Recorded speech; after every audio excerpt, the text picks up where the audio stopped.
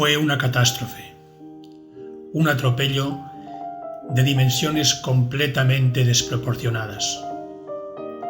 El pantano de Riaño se llevó por delante la vida de 9 pueblos. Uno de ellos fue Pedrosa del Rey.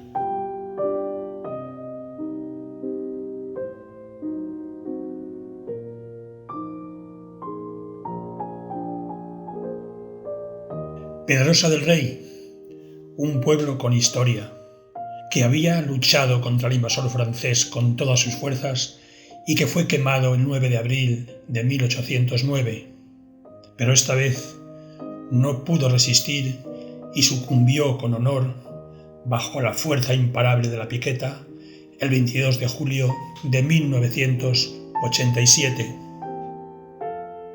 A las 9 de la noche de aquel día desgraciado no quedaba piedra sobre piedra.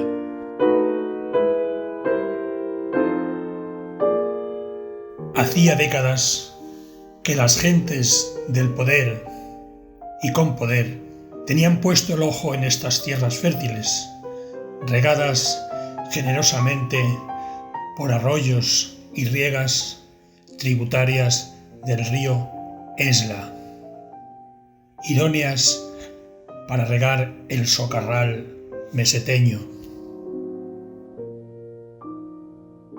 El embalse de Riaño fue un proyecto que nació obsoleto, ideado a finales del siglo XIX, diseñado en el periodo republicano, retomado con pocas variaciones por el franquismo y ejecutado por un gobierno socialista, era continuador de una tradición constructora de grandes embalses que en el último cuarto del siglo XX resultaba completamente caduca. En la actualidad sería impensable por la atrocidad que supuso, no solo paisajística, sino humana. Cerca de 1000 casas de vecindad fueron derribadas y cientos de vecinos desalojados. 7 pueblos destruidos resultaron anegados completamente y otros 2 fueron parcialmente. A mayores, el imponderable daño moral que tuvo que sufrir cada alma al verse expulsada de su casa, de sus tierras, despojados de sus pertenencias y animales, de sus formas de vida, de sus recuerdos, de sus antepasados.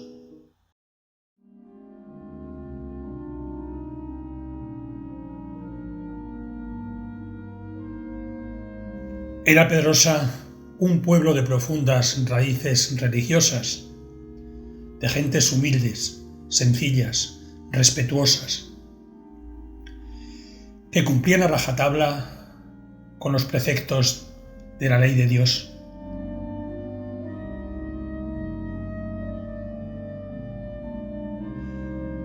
Desde el bautismo a la sepultura, la vida en el pueblo estaba impregnada por la religión. Eran muy celebrados los bautizos, las primeras comuniones y, como no, las bodas adquirían especial protagonismo y ese día era un gran día de fiesta.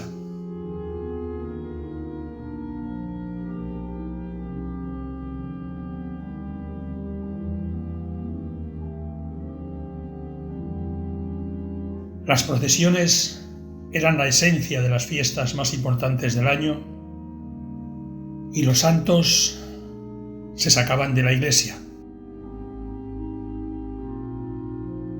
Los habitantes de Pedrosa celebraban con una gran devoción y un gran respeto el entierro de sus muertos.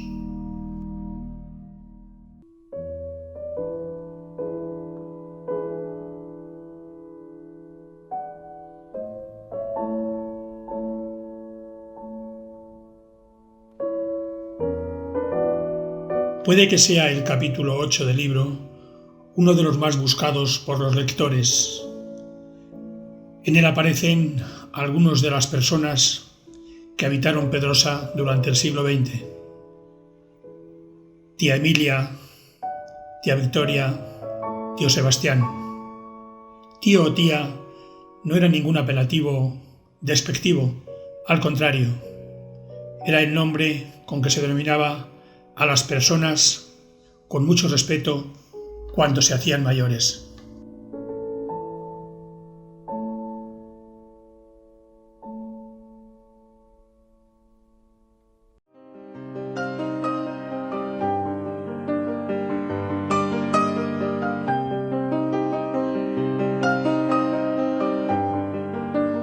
La familia era la unidad de convivencia básica de la sociedad del pueblo.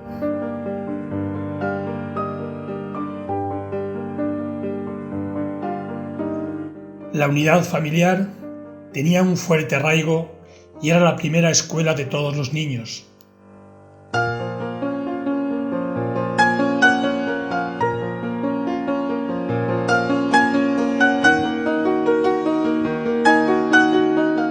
En el hogar familiar se aprendían los rudimentos básicos para aprender a vivir.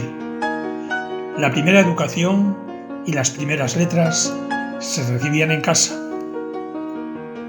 Los abuelos jugaban aquí un papel muy importante, ya que transmitían a sus nietos costumbres ancestrales de las formas de vida en el pueblo.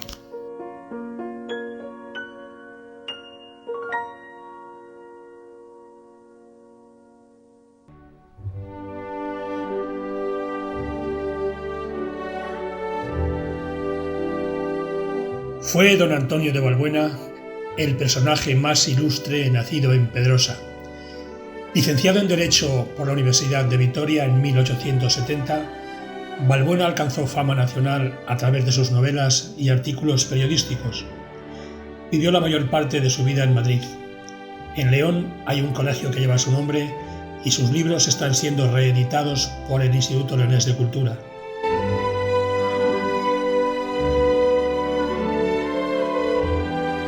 Murió en Pedrosa en 1929.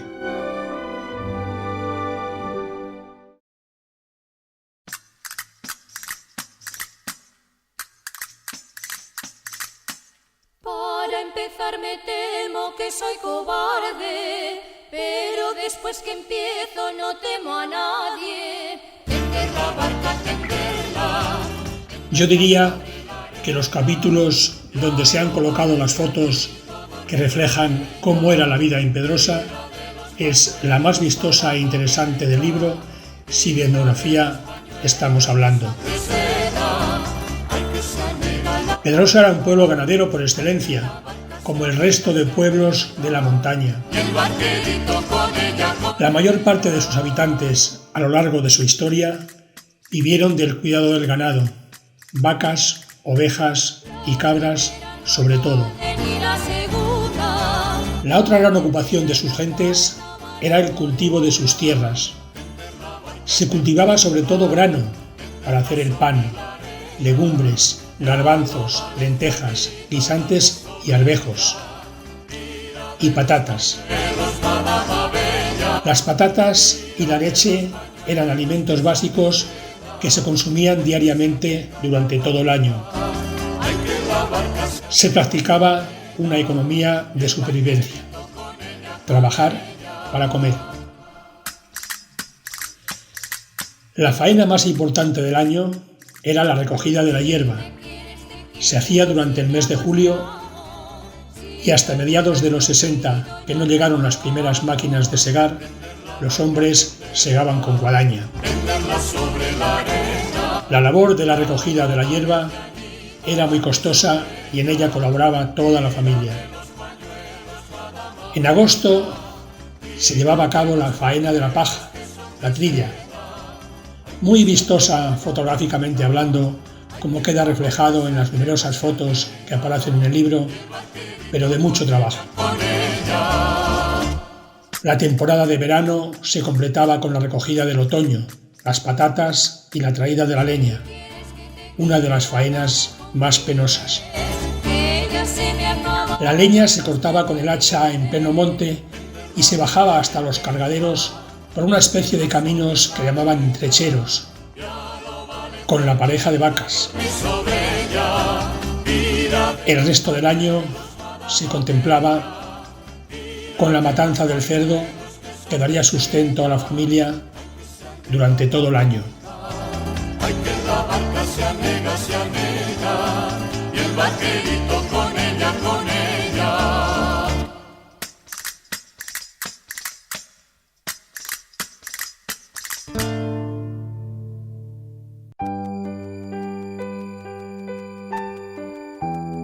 Puede que fuera Pedrosa el lugar donde se acumulaba el mayor patrimonio histórico de la comarca. El más significativo fue el Palacio de los Álvarez de Pedrosa, de mediados del siglo XVI. Lo que llegó a nuestros días fue un edificio de portada esbelta, de claro estilo neoclásico, frontón partido y dentro del triángulo el escudo de armas de la casa con adornos barrocos. La iglesia parroquial de Pedrosa ya aparece catalogada y estudiada por el arqueólogo e historiador Manuel Gómez Moreno.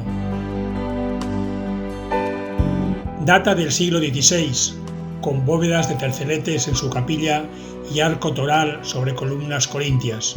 La torre original fue derruida y se construyó en su lugar la esbelta torre que llegó hasta nuestros días. Fue desmontada piedra a piedra y trasladada al nuevo pueblo de Riaño, donde hoy permanece.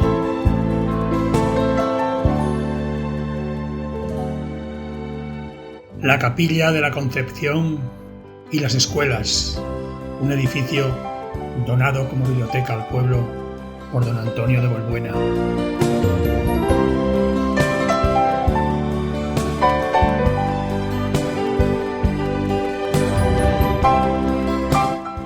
El puente de Pedrosa es el edificio civil más antiguo del pueblo. En una de las piedras aparece tallada la cifra de 1573, que o bien pertenece al año de su construcción o bien a alguna fecha de reparación importante.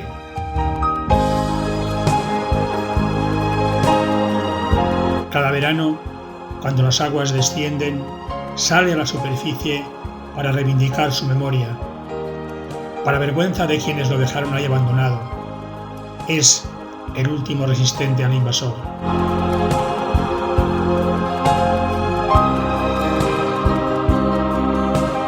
Y hemos querido terminar este breve documental con una imagen del rebaño de Longinos Álvarez pasando con su rebaño hacia tierras extremeñas.